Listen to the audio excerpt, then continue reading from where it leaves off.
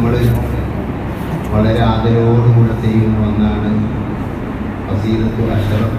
അശ്റഫ് എന്ന ഖസീദ കവിത നബി സല്ലല്ലാഹു അലൈഹി വസല്ലം തങ്ങൾ അശ്റഫ് എത്തുമ്പോൾ നമ്മളൊക്കെ എഴുന്നേറ്റ് നിൽക്കാനുള്ള കാരണം എന്താ? അതിന് മുമ്പ് നബി തങ്ങളുടെ മതവും അതുപോലെ തന്നെ തങ്ങൾ ജനിച്ചതും ഒക്കെ പറഞ്ഞിട്ടുണ്ട്. തങ്ങൾ ജനിച്ചു എന്ന് പറയുമ്പോൾ എഴുന്നേറ്റ് നിൽക്കൽ സുന്നത്തുണ്ടെന്ന് ഇമാം സുബുക്കി തങ്ങൾ പറയുന്നു, ഇമാം ഹലബി തങ്ങൾ പറയുന്നു, ഇമാം ബർസഖി തങ്ങൾ ബർദന്തി തങ്ങൾ പറയുന്നു, ഇബ്നു ഖാസിം തങ്ങൾ പറയുന്നു. തങ്ങൾ ജനിച്ചു എന്ന് കേൾക്കുമ്പോൾ എഴുന്നേറ്റ് നിൽക്കും. ഉദാഹരണം, വലദത്തിൽ ഹബീബ്, ആമിന ബീവി ഹബീബിന് ജന്മം നൽകിയെന്ന് പറയുമ്പോൾ എഴുന്നേറ്റ് നിൽക്കും. അത് സുന്നത്തായ കർമ്മമാണ്. അത് ഉലമാക്കളൊക്കെ ചെയ്തതാണ്. അത് വളരെ പുണ്യമുള്ളൊരു കാര്യം. പക്ഷെ അത് നമ്മുടെ നാട്ടിലും അത് ചെയ്യുന്നത് നമുക്ക് കാണാനില്ല. നമ്മുടെ നാട്ടിൽ റസൂലുള്ളാഹി ജനിച്ചു എന്ന പദം കേൾക്കുമ്പോൾ എഴുന്നേറ്റ് നിൽക്കാറില്ല. അതൊരു വിശാലമായ ചിന്തയിൽ നിന്ന് ഉത്ഭവിക്കുന്ന ഒരു ബഹുമാന സ്നേഹമാണ്. അതെങ്ങനെ? മക്കത്ത് അള്ളാഹുവിന്റെ റസൂൽ ആമിന ബീവിയിൽ ജന്മം ശ്രദ്ധിക്കുന്നു.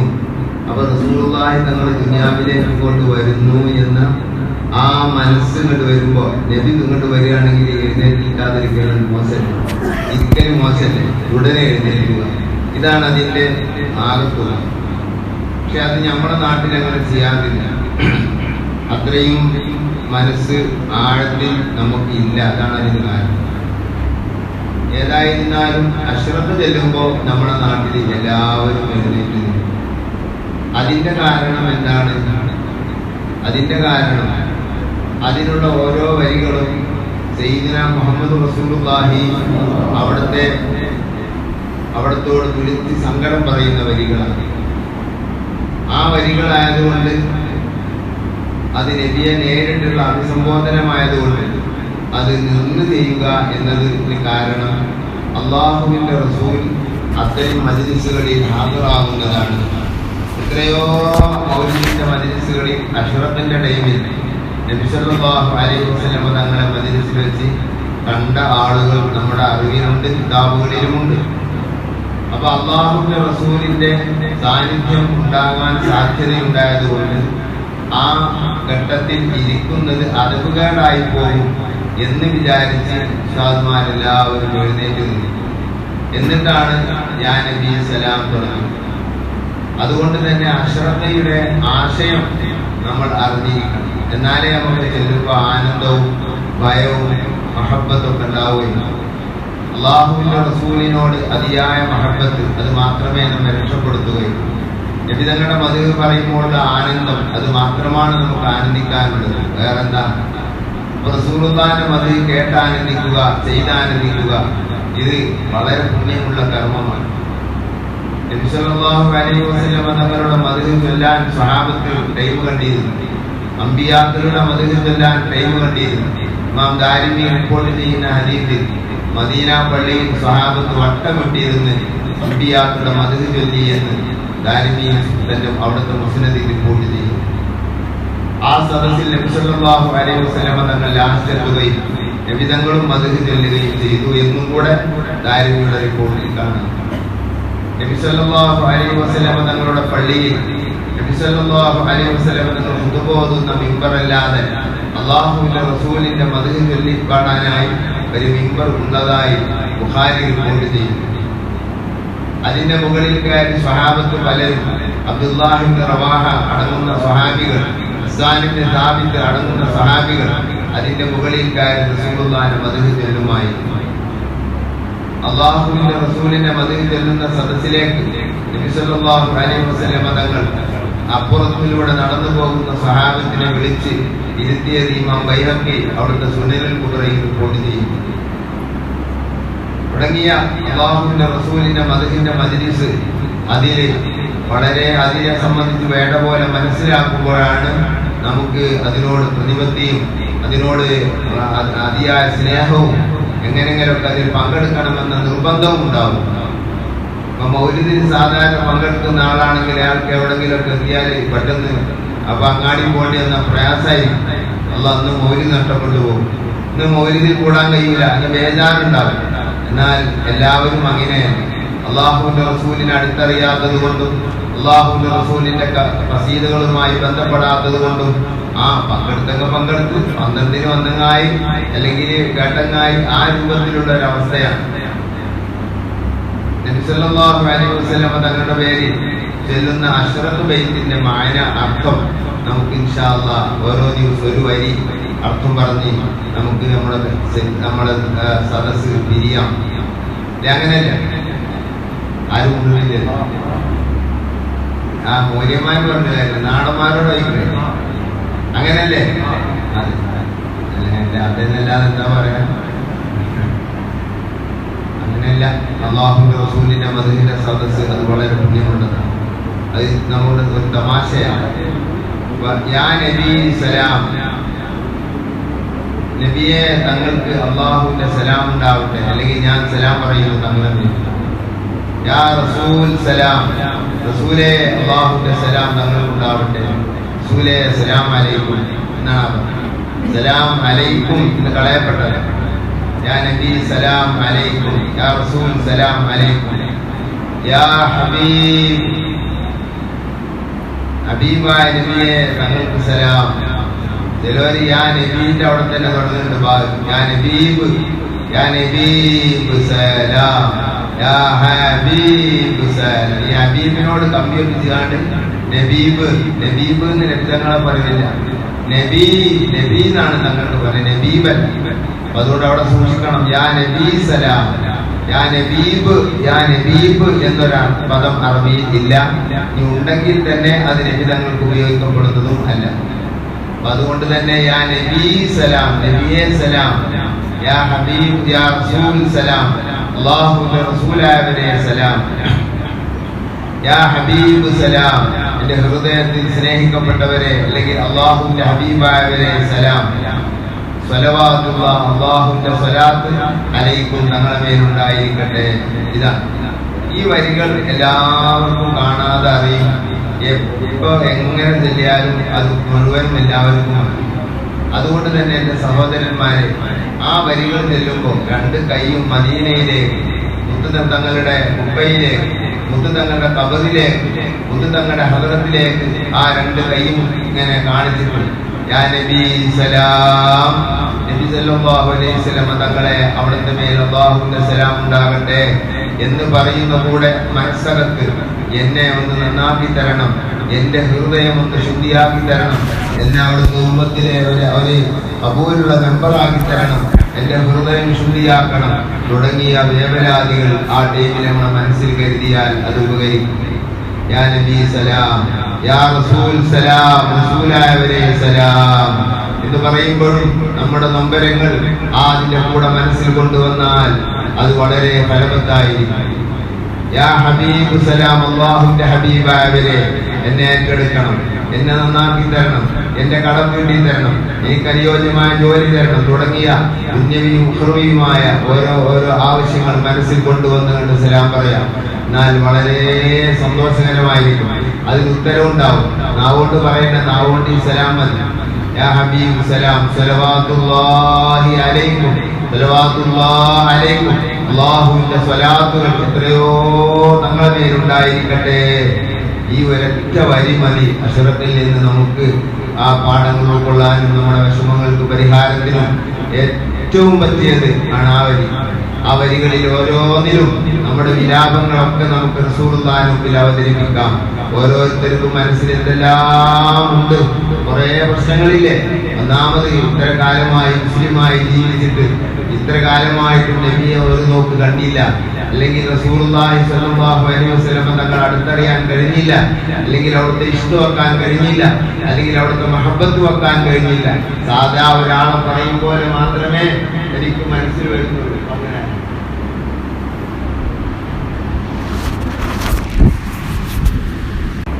കുറേ അറിവുകളുണ്ട്. അതിൽ ഒന്നാണ് അഷ്ഹദു അന്ന മുഹമ്മദൻ റസൂലുള്ളാഹ് എന്ന് ചൊല്ലിയാൽ അപ്പടി ചൊല്ലലും അതിൻ്റെ പുറമെ മർഹബൻ ബി ഹബീബി ഖുർറത്തി ഐനി മുഹമ്മദ് ബിൻ അബ്ദില്ലാഹി സ്വല്ലല്ലാഹു അലൈഹി വസല്ലം എന്ന് പറഞ്ഞ് തള്ളവിരലിനെ ചുംബിച്ച് 2 കണ്ണിലും തടവുക. അങ്ങനെ ചെയ്താൽ കണ്ണിൻ്റെ രോഗങ്ങൾ ഉണ്ടാവുകയില്ല, കണ്ണിനുണ്ടാകുന്ന രോഗങ്ങൾ ഉണ്ടാവില്ല.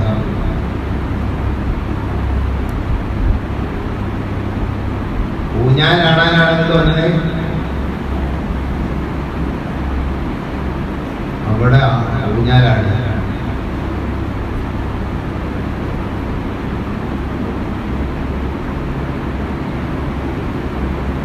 അപ്പോ യാ നബി സലാം, യാ റസൂൽ സലാം, യാ ഹബീബ് സലാം, ഈ സലാം യാ നബി സലാം, നബി എന്ന് പറയുന്നത് അല്ലാഹു സുബ്ഹാനഹു വ തആല വഹീ കൊടുത്തവർക്കാണ് നബി എന്ന് പറയുന്നത്.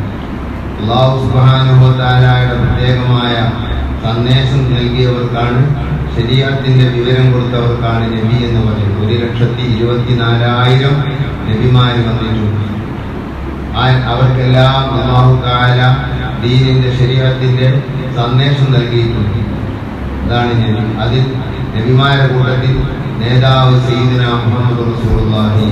അതാണ് യാ നബി സലാം, യാ റസൂൽ സലാം. റസൂൽ എന്ന് പറഞ്ഞാൽ നബിയല്ല, നബി അല്ല എന്ന് അല്ല, മറിച്ച് നബിയേക്കാൾ ഉയർന്ന സ്റ്റേജിലുള്ള ഒരു സ്റ്റേജാണ് റിസാല. ജനങ്ങളെല്ലാം മതത്തിലേക്ക് ക്ഷണിക്കാൻ വേണ്ടി കൽപ്പിച്ച് അല്ലാഹു തആല ദീനിന്റെ സന്ദേശം നൽകിയവർക്കാണ് റസൂൽ എന്ന് പറയുന്നത്. ആ റസൂൽ എന്ന മർത്തബയും സ്ഥാനവും നബി സല്ലല്ലാഹു അലൈഹി വസല്ലം തങ്ങൾക്ക് അല്ലാഹു തആല കൊടുത്തിട്ടുണ്ട്. അല്ലാഹുവിന്റെ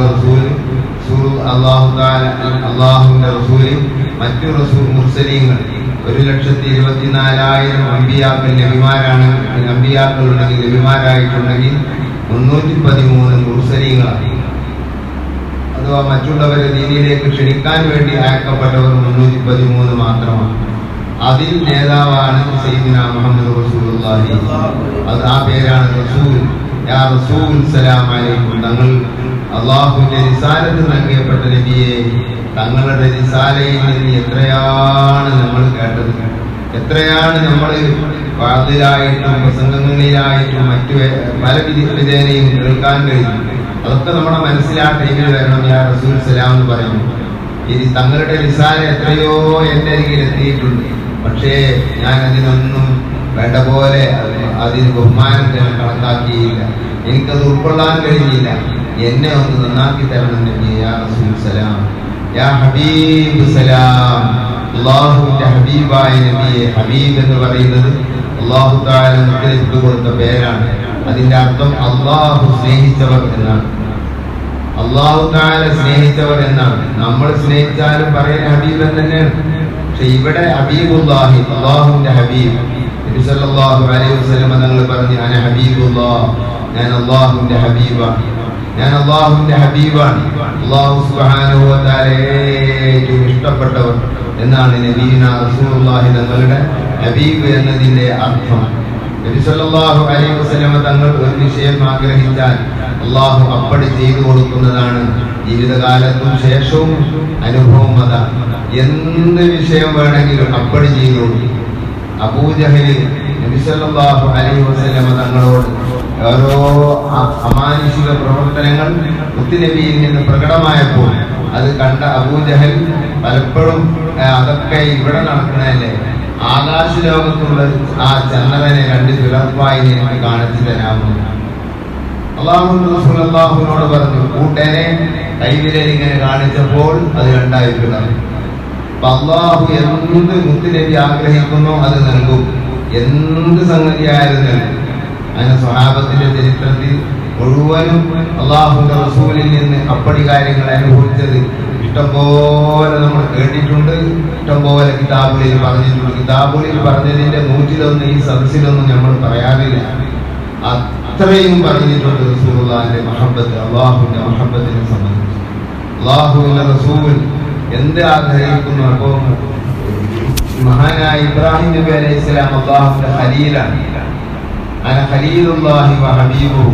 ഞാൻ അല്ലാഹുവിന്റെ ഖലീലും ഹബീബുമാണെന്ന് നബിയുനാ റസൂലുള്ളാഹി. എന്താണ് ഖലീലും ഹബീബും തമ്മിലുള്ള വ്യത്യാസം? പല വ്യത്യാസങ്ങളുമുണ്ട്. ഒരു വ്യത്യാസം, ഹബീബ് ഖലീൽ എന്ന് പറയുന്നത് അള്ളാഹു ഇഷ്ടപ്പെട്ടതിനെ മാത്രം ചെയ്യുന്ന ആള്. അതാണ് അള്ളാഹു താല ഇഷ്ടപ്പെട്ടത് മാത്രം ചെയ്യുന്ന ആൾ. അത് റസൂലുള്ളാഹി ഖലീലാണ്. ഹബീബ് എന്ന് പറഞ്ഞാൽ നബി തങ്ങൾ ഇഷ്ടപ്പെട്ടത് മാത്രമേ അള്ളാഹു ചെയ്യുകയുള്ളൂ എന്ന ആ അർത്ഥത്തിലാണ് ഹബീബ്. അതിനറാ തഖല്ലുബ വജ്ഹിക ഫിസ്സമാഇ വലനുവല്ലിയന്നക ഖിബ്ലതൻ തർവാഹാ വവല്ലി വജ്ഹക ശത്റൽ മസ്ജിദിൽ ഹറാം. അല്ലാഹു തആല പറഞ്ഞു, നബി സല്ലല്ലാഹു അലൈഹി വസല്ലം തങ്ങൾ മക്കയിലായിരുന്ന 13 വർഷം, നുബുവത്ത് കിട്ടി 13 വർഷമാണ് മക്കയിൽ നബി തങ്ങൾ കൂടിയത്.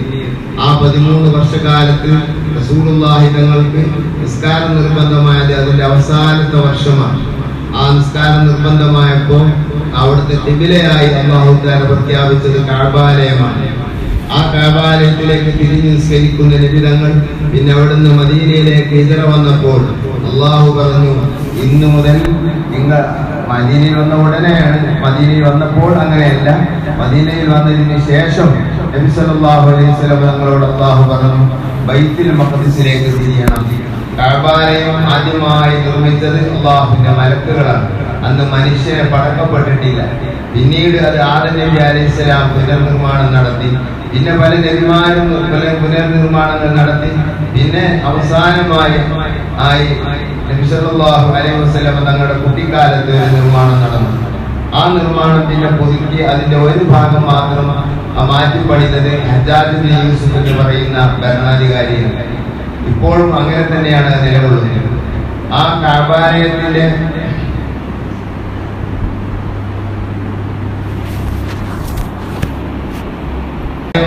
നിർമ്മിച്ച ശേഷം എല്ലാവരും അങ്ങോട്ട് തിരിയണം. അങ്ങോട്ട് തിരിഞ്ഞ് നിസ്കരിക്കല. കഅബയുടെ പ്രത്യേകത ഒന്നും ഇപ്പോൾ നമ്മൾ പറയുന്നില്ല. അങ്ങനെ ആ തിരിഞ്ഞ് നിസ്കരിക്കുന്നത് അത് റസൂലുള്ളാഹി, അത് പലരാലും നിർമ്മിതമായതാണ് കഅബ. ആ മദീനയിൽ വന്നപ്പോ ദാവൂദ് നബി അലൈഹിസ്സലാമിന്റെ കയ്യാൽ നിർമ്മിക്കപ്പെട്ട ബൈത്തുൽ മഖ്ദിസ്, ആ ബൈത്തുൽ മഖ്ദിസിലേക്ക് തിരിയാൻ വേണ്ടി അല്ലാഹു സുബ്ഹാനഹു വ തആല നബിയോട് പറഞ്ഞു. നബി എന്ത് ചെയ്യാനാ? നബിക്ക് ഏറ്റവും ഇഷ്ടം കഅബാലയമാണ്. ആ ബൈത്തുൽ മഖ്ദിസിലേക്ക് തിരിഞ്ഞപ്പോൾ മുതൽക്ക് തന്നെ കഅബാലയത്തിലേക്ക് തിരിയാൻ പൂതിയുണ്ട്. അങ്ങനെ 18 മാസം കഅബാലയത്തിലേക്ക് തിരിഞ്ഞ് മദീനയിൽ നിന്ന് നിസ്കരിച്ചു. സഹീഹ് ബുഖാരി അത് റിപ്പോർട്ട് ചെയ്യും. അങ്ങനെ നിസ്കരിച്ച് റസൂലുള്ളാഹിന്റെ മനസ്സിൽ കഅബാലയത്തിലേക്ക് തന്നെ തിരിയാൻ അല്ലാഹു തആല എന്നോട് കൽപ്പിച്ചെങ്കിൽ, കഅബാലയത്തിലേക്ക് തിരിയാൻ തന്നെ എന്നോട് അല്ലാഹു കൽപ്പിച്ചെങ്കിൽ എന്നിങ്ങനെ ആഗ്രഹിച്ച് വാനലോകത്തേക്ക് ഇങ്ങനെ കണ്ണു നട്ടിരിക്കും. എപ്പോഴും ഇങ്ങനെ കഅബയിലേക്ക് തിരിയാനുള്ള വഹി വരുന്നുണ്ടോ എന്ന നിലയ്ക്ക് ഇങ്ങനെ ജിബ്രീലിനെ പ്രതീക്ഷിച്ച് ഇങ്ങനെ കാത്തിരിക്കും. അങ്ങനെ പലപ്പോഴും തങ്ങളെയൊക്കെ ഉണ്ടായിട്ടുണ്ട്. കഅബാലയത്തിലേക്ക് തിരിയാനാണ് താല്പര്യം. അതിന്റെ രഹസ്യങ്ങളൊക്കെ വിശാലമാണ്, അതിലേക്ക് നമ്മൾ കടക്കുന്നില്ല.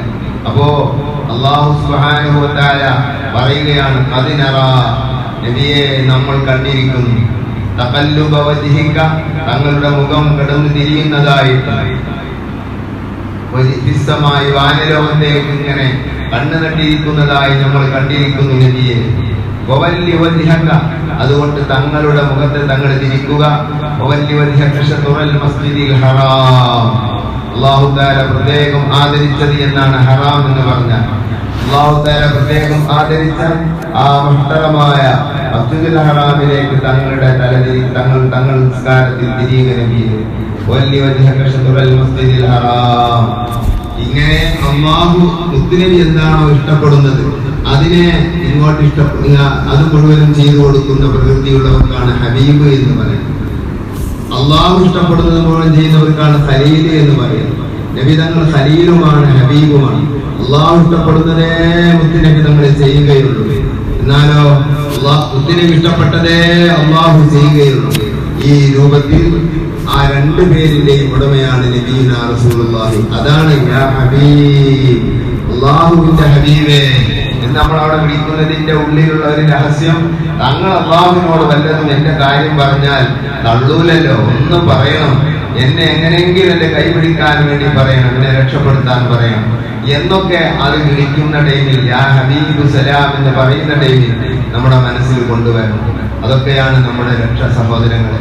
യാ ഹബീബു സലാം അലൈക്കും സ്വലവാത്തുല്ലാഹ്.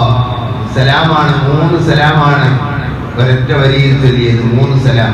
പിന്നെ സ്വലവാത്തുല്ലാഹ്, അല്ലാഹുവിന്റെ സ്വലാത്തുകൾ അലൈക്കും തങ്ങളുടെ മേലുണ്ടായിരിക്കട്ടെ. 3 സലാമും ഒരു സ്വലാത്തുമാണ് നബി സല്ലല്ലാഹു അലൈഹി വസല്ലം തങ്ങളുടെ മേലിൽ ഒരു അശ്റഫ് ചെല്ലുമ്പോൾ ഒരു ജവാബിലുമുണ്ട്. ഇത്ര വലിയ നേട്ടമാണ്. അതിന്റെ ഓരോ വരികളിലും യാ നബി സലാം എന്ന് പറയുമ്പോൾ, യാ റസൂൽ സലാം എന്ന് പറയുമ്പോൾ, യാ ഹബീബ് സലാം എന്ന് പറയുമ്പോൾ കൈ കാണിച്ച് എന്റെ വിഷമങ്ങൾ തീർത്തു തരണം, എന്നെ നന്നാക്കി തരണം, എന്റെ ഹൃദയം ശുദ്ധിയാക്കണം, എന്നെ അവിടുത്തെ ഒരു മെമ്പറാക്കണം. ഈ രൂപത്തിലുള്ള ഓരോ ഓരോ ഓരോ ഓരോ എത്ര ആയിരക്കണക്കിന് വേവലാതികൾ നമുക്ക് പറയാനുണ്ട്.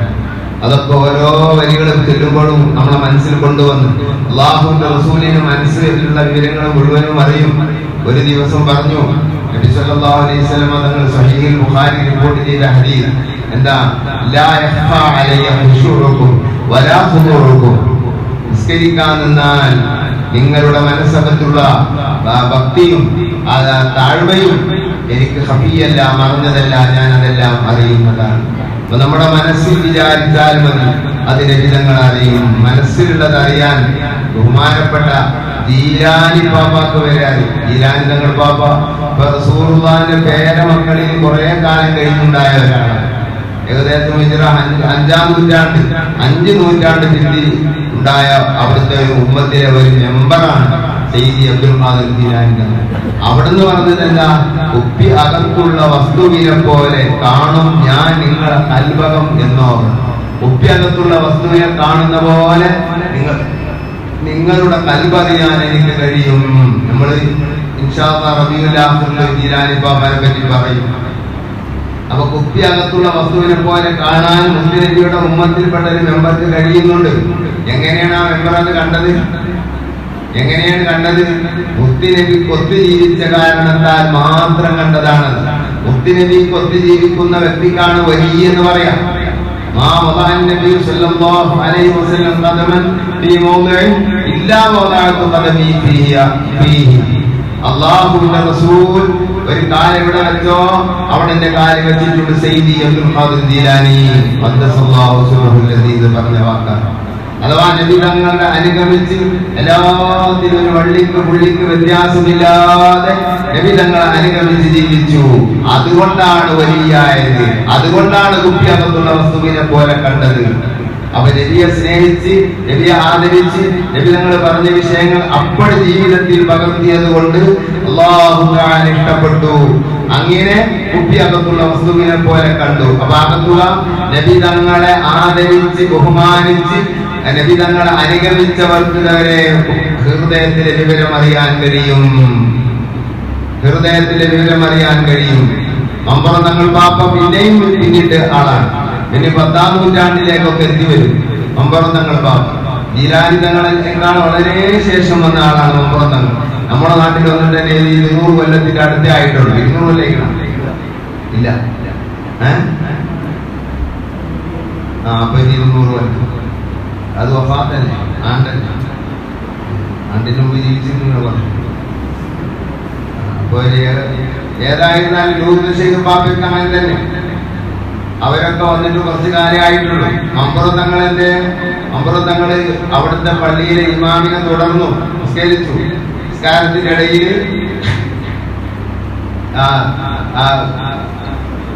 അതിനോട് ദേഷ്യം കാണിച്ചുകൊണ്ട് ഇറങ്ങിപ്പോന്നു എന്ന് പറഞ്ഞിട്ട് കാർപ്പിച്ച് തുപ്പിയിട്ടില്ല, കാർപ്പിച്ചുകൊണ്ട് അവിടുന്ന് ഇറങ്ങിപ്പോന്നു. ആ ജമാഅത്തിൽ പങ്കെടുത്തില്ല. ഇമാമിങ്ങളെ ഹാലാതെ ഞാൻ ഇമാമക്കാത്തതാണ്. എന്തൊക്കെയാ നമ്മളെ മനസ്സിൽ വരികയെന്ന് അറിയില്ലല്ലോ. നമ്മൾ ഈ സമൂഹത്തിന്റെ ഉത്തരവാദിത്വം മുഴുവനും കൂടി ഏറ്റുമാണ്. അതുകൊണ്ട് നിൽക്കണ്ടെന്ന് പറയില്ല, നല്ലോണം ശ്രദ്ധിക്കണം. നമ്മളെ മനസ്സ് അള്ളാഹുവിൽ മാത്രം നിർത്താൻ വേണ്ടി പരിശ്രമിക്കണം. അപ്പോ മമ്പുറം തങ്ങൾ പാപ്പ അങ്ങനെ കാർപ്പിച്ചുകൊണ്ട് ആ സ്വപ്പിൽ നിന്ന് ഇറങ്ങിപ്പോന്നു. നിസ്കാരത്തിൽ നിസ്കരിക്കാൻ നിന്നില്ല. എന്തേ കാരണം? അവിടുത്തെ വലിയ ഖാദിയാണ് ഇമാം നിൽക്കുന്നത്. വലിയ ഖാദിയായാലും ചെറിയ ഖാദിയായാലും ആ വലിയ ഖാദി പള്ളിയിലെ കാരണവന്മാർ നിസ്കാര ശേഷം തങ്ങളെ വീട്ടിലേക്ക് നടന്നു. തങ്ങളോട് ചോദിച്ചു, എന്തേ തങ്ങൾ ഇങ്ങനെ ചെയ്തത്? ചൊക്കവർ പോലെ ഇമാം വാളക്കുളം ദേശത്തെ പാശദൂതുള്ള പശുവിനോ ദശതാൻ ജനിത്തെ. എങ്ങനെയാ മാലയിൽ പറഞ്ഞു, ഒമ്പുറമാലയിൽ കാണാം. ചൊക്കവർ മഹാനവർകൾ പോലെ അവിടുന്ന് പറഞ്ഞു. എന്താ പറഞ്ഞത്? ഇമാം ഖാദിയരെ, നിങ്ങൾ വാളക്കുളം ദേശത്തെ, വാളക്കുളം എന്ന നാട്ടിലെ ദൂതുള്ള പശു, നല്ല പാലുള്ള ഒരു പശുവിനോട് ആശതാൻ ജനിത്തെ, ആഗ്രഹം ജനിച്ചുപോയി. ചൊക്കവർ പോലെ ഇമാം വാളക്കുളം ദേശത്തെ പാശദൂതുള്ള പശുവിനോ ആശതാൻ ജനിത്തെ. എന്താ സംഭവം അറിയോ? ഭാര്യ പ്രസവിച്ചിട്ടുണ്ട് ഖാദിർ ബാബാന്റെ വീട്ടിൽ. പാല് കുറെ ആവശ്യമാണ്, കുറെ കുട്ടികൾക്ക് പാല് കുടിക്കണം, മൂപ്പർക്കും കുടിക്കണം, ഭാര്യക്കും കുടിക്കണം. അപ്പൊ അത് പുറത്തുനിന്ന് കൊടുത്താൽ ഒക്കൂല. അപ്പൊ നല്ല പാലുള്ള ഒരു പശുവിനെ വാങ്ങണം. അതിന് ആ പശുവൊക്കെ വാങ്ങാനൊക്കെ കഴിയുന്ന ഒരു കച്ചവടക്കാരനുണ്ട്, ഒരു കുഞ്ഞാമത്. ഞാൻ പേര് ഇതിന്റെ വകട്ടതാട്ടോ, നിങ്ങളത് കുഞ്ഞാമത് പ്രസംഗിക്കണ്ട. കുഞ്ഞാമതി ഒരാള് പറഞ്ഞതാ. അപ്പോ ആ കുഞ്ഞാമതി എന്ന് പറയുന്ന ആളെ കണ്ടിട്ട് അയാളോട് ഒരു പശുവിനെ, നല്ല പാലുള്ള ഒരു പശുവിനെ എനിക്ക് വേണമെന്ന് പറയണം. അങ്ങനെ ആ കുഞ്ഞാമതിനെ തെരഞ്ഞെടുത്ത് കണ്ടില്ല. അങ്ങനെ 2 ദിവസമായിരിക്കണം കുഞ്ഞാമതിനെ തെരഞ്ഞെടുക്കും. ആ വെള്ളിയാഴ്ചയാണ് ജുമാക്ക് ഹുതുബക്ക് വേണ്ടി മൂപ്പര് കയറിയിട്ട് അസ്സലാമു അലൈക്കും വറഹ്മത്തുള്ളാഹി എന്ന് പറയുമ്പോ കുഞ്ഞാമത് മുന്നിലിരിക്കുന്നേ ജുമാക്ക് വന്നിട്ടുണ്ട്. അപ്പൊ മനസ്സിന് നല്ല സന്തോഷമായി. ജുമാ കഴിഞ്ഞേക്ക് കുഞ്ഞാമതിനോട് ഈ കാര്യം പറഞ്ഞിട്ട് ഒരു പശുവിനെ വാങ്ങണം. പക്ഷെ കുഞ്ഞാമത് സലാം വീട്ടിലേക്ക് പോവോ? അതെല്ലാം സലാം വീട്ടിൽ ദുആ കഴിഞ്ഞിട്ടാണോ പോവുക? അതെല്ലാം എന്താ ഉണ്ടാകുക ഒന്നും അറിയില്ല. അതിങ്ങനെ മനസ്സിൽ കൂടി സ്കെച്ചുമ്പോൾ കുഞ്ഞാമത് പോവോ, പശു വേണ്ടി എന്നല്ല കുഞ്ഞാമത് പോവോ. അയാൾ പറഞ്ഞ കാര്യമില്ല, കാലിയുടെ പറഞ്ഞിട്ട് കാര്യമില്ല, അങ്ങനെ സംഭവിച്ചു. അതാണ് ചൊക്കവർ പോലെ ഇമാം വാളക്കുളം ദേശത്തെ പാശദൂതുള്ള പശുവിനോട് ആശതാനിട്ട്. വാളക്കുളത്ത് നല്ലൊരു പശു ഉണ്ടെന്ന് കേൾക്കുന്നുണ്ട്. നമ്മളെ സംബന്ധിച്ചിടത്തോളം നല്ലൊരു പശു എന്ന് പറഞ്ഞാൽ നമുക്ക് കണ്ടാൽ നോക്കിയാൽ തീരുന്ന ഒരു പശുവിനാണ് നല്ല പശു എന്ന് പറയാം. അപ്പൊ ഒരു പക്ഷെ ചീത്ത പശുവായിരിക്കും. കച്ചവടക്കാർക്ക് പശുവിനെ നോക്കി കണ്ടെത്താൻ കഴിയും. അപ്പൊ വാളക്കുളത്ത് ഒരു പശുവിനെ പറയുന്നുണ്ട്. അതിന്ന് പോയി നോക്കാൻ വേണ്ടി കുഞ്ഞാമിനോട് പറയാൻ, കുഞ്ഞാമത് പോവോ. ഈ ചിന്ത മനസ്സകത്ത് ഇങ്ങനെ നിസ്കരിച്ചാൽ നമുക്ക് കണ്ടായിരുന്നു. ഇതൊക്കെ റസൂലുള്ളാഹിന്റെ പേരക്കുട്ടിയാളെ കൽവിലുള്ളതാണ്. റസൂലുള്ളാഹി സ്വല്ലല്ലാഹു അലൈഹി വസല്ലം തങ്ങൾ 100 കൊല്ലം ശേഷം വന്നവർ, നബി സല്ലല്ലാഹു അലൈഹി വസല്ലം തങ്ങളുടെ 200 കൊല്ലം ശേഷം വന്നവർ, തങ്ങളുടെ 1000 കൊല്ലം ശേഷം വന്നവരൊക്കെ കൽവിൽ അല്ലാഹു തആല കൊടുത്താണ് ഹൃദയത്തിലുള്ള ഉള്ളറിവ് കാണാനുള്ള കഴിവ്. അപ്പൊ നബിന്റെ കഴിവ് എത്രയായി? അവർക്കൊക്കെ ആ കഴിവ് കിട്ടിയത് നബിയെ പൂർണ്ണമായി അനുഗമിച്ചതുകൊണ്ടാണ്. അതാണ് നബി സല്ലല്ലാഹു അലൈഹി വസല്ലം തങ്ങൾ പറഞ്ഞത്, ലാ യഖ്ഫാ അലയ്യ, ഞാൻ അങ്ങോട്ടാണ് തിരിഞ്ഞു നിൽക്കുന്നത് എങ്കിലും, അല്ലെങ്കിൽ ഞാൻ നിങ്ങളിലേക്ക് തിരിഞ്ഞു നിന്നാലും ലാ യഖ്ഫാ അലയ്യ, എന്നെ തൊട്ട് മറഞ്ഞു പോവുകയില്ല. ഖുശൂഉക്കും, നിങ്ങളുടെ ഹൃദയത്തിൽ അല്ലാഹുവിനോട് ഭക്തിയുണ്ടോ എന്നത് എന്നെ തൊട്ട് മറഞ്ഞു പോവുകയില്ല. വലാ ഖുലൂഖും, നിങ്ങളുടെ താഴ്മ, നിങ്ങളുടെ ഹൃദയത്തിലുള്ള താഴ്മ മറഞ്ഞു പോവുകയില്ല. എല്ലാം എനിക്കറിയും. ഇത് ഖിയാമത്ത് നാളെത്തും എന്ന് പറഞ്ഞാൽ ആ ഖിയാമത്ത് നാൾ വരെയുള്ള എല്ലാ മനുഷ്യന്മാരുടെയും, എല്ലാ ജിന്നുകളുടെയും, എല്ലാ സാധനത്തിന്റെയും മനസ്സകത്തുള്ള ആവശ്യങ്ങൾ മുഴുവൻ നബി സല്ലല്ലാഹു അലൈഹി വസല്ലം നിങ്ങൾക്ക് അറിയാൻ കഴിയും. ഏത് ജീവി റസൂലുള്ളാഹിന്റെ മുമ്പിൽ വന്നാലും എന്താണ് ആ ജീവിയുടെ ലക്ഷ്യം അറിയാൻ കഴിയും. ഒന്നും ഖഫിയാവുകയില്ല. ഖിയാമത്ത് നാൾ വരെയുള്ള ഉമ്മത്തിലെ മെമ്പർമാരുടെയും അല്ലാത്തവരുടെയും എല്ലാവരുടെയും മനസ്സകത്തുള്ളതിനെ നിങ്ങൾക്ക് കാണാൻ കഴിയും. അപ്പൊ നമ്മൾ ബയാൻ സലാം എന്ന് പറയുമ്പോൾ നമ്മളെ മനസ്സിൽ ദുഃഖങ്ങൾ കൊണ്ടുവന്നാൽ അതിനെ വിധങ്ങൾ അറിയും. അത് ഞാൻ പലപ്പോഴായി പറയുമ്പോൾ അല്ല, ആദ്യത്തെ പദത്തിൽ തന്നെ വിധങ്ങൾ അതിലേക്ക് പരിഹാരം കാണാൻ സാധ്യതയുണ്ട്. അല്ലാഹു മുത്തു റസൂലുള്ളാഹി തങ്ങൾ നമ്മുടെ എല്ലാ വിഷമങ്ങൾക്കും പരിഹാരം നൽകുന്ന അവസ്ഥയിലേക്ക് നമ്മൾ അല്ലാഹു തആല എത്തിച്ചു തരുമാറാകട്ടെ. വആഖിറു ദഅവാന അൽഹംദുലില്ലാഹി റബ്ബിൽ ആലമീൻ.